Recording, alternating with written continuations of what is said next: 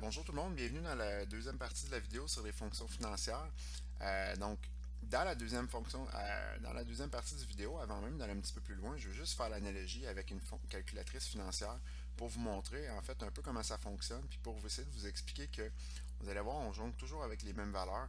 Ça a l'air très compliqué, mais dès qu'on comprend le fonctionnement de chacune des fonctions, automatiquement, on jongle toujours avec le même élément. Vous allez voir, c'est les mêmes choses qui reviennent à chaque fois.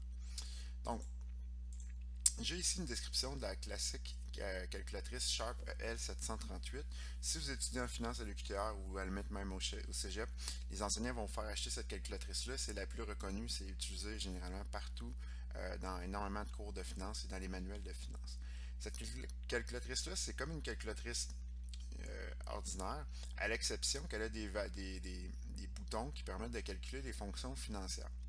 Les fonctions financières que vous avez ici, c'est quoi? C'est la fonction N que j'ai représentée ici, puis son équivalent dans Excel, c'est la fonction NPM. Puis si on se rappelle de la première capsule, NPM, ça nous permet de savoir le nombre de paiements que je veux faire. La deuxième, ou le nombre de paiements que je vais avoir. La deuxième que vous avez ici, c'est le intérêt. Donc le I pour interest, donc le pourcentage d'intérêt. Donc dans Excel est représenté par la fonction avec la valeur du taux. Donc la fonction taux. L'autre valeur que vous avez ici, c'est ce qu'on appelle la PV ou la Present Value.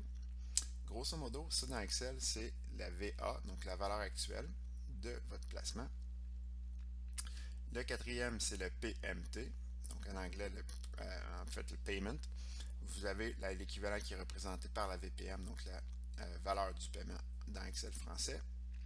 Et finalement, la dernière paramètre que vous avez, c'est le FV pour Future Value ou valeur cumulée ou valeur capitalisée, comme Excel,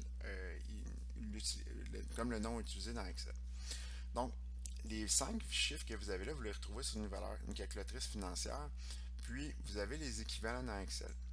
Si on regarde le résumé que vous avez ici, c'est les mêmes valeurs. Donc, la VPM, la VC, le taux, le nombre de paiements et la valeur actuelle. Si vous regardez ici, les paramètres qu'on a pour chacune des fonctions ont toujours le même point en commun.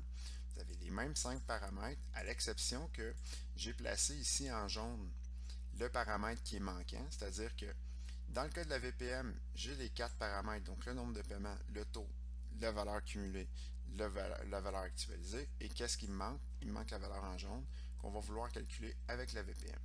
À l'inverse, avec la VC, j'ai le nombre de paiements, le taux, la valeur actuelle et la valeur du paiement. Par contre, qu'est-ce qui me manque? Il me manque la valeur VC que je vais vouloir calculer comme ça. Donc, pour chacune de mes fonctions, il y a toujours un inconnu qui est pas décrit comme ça. Puis, à ce moment-là, on va avoir les 4 autres paramètres. Puis, à partir de ces paramètres-là, on va chercher l'inconnu qui est ici. C'est ce que les fonctions financières vont nous permettre de déterminer.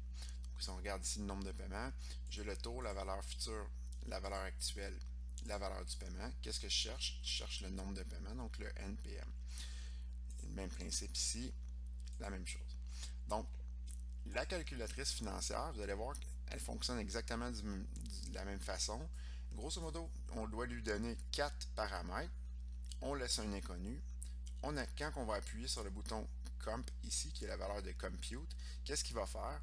Si j'ai spécifié par exemple le paramètre N, le paramètre I, le paramètre PV, le paramètre PMT, et que j'ai omis le dernier paramètre dans ce cas ici, le paramètre FV, dès que je vais avoir cliqué sur Compute, ça va m'afficher la valeur de la FV.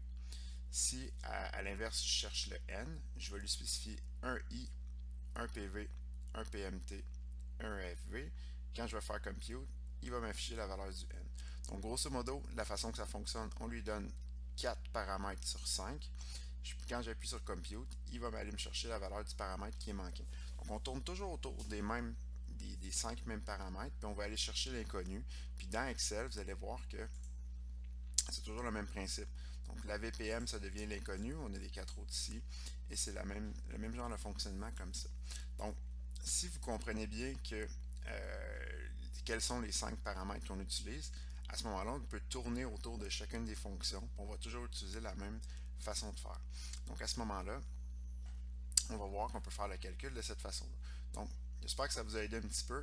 Sinon, revenez peut-être sur la vidéo un petit peu plus tard. Vous allez voir, à force de faire les fonctions financières, que c'est toujours la même chose. Donc, passez une bonne journée, puis amusez-vous bien.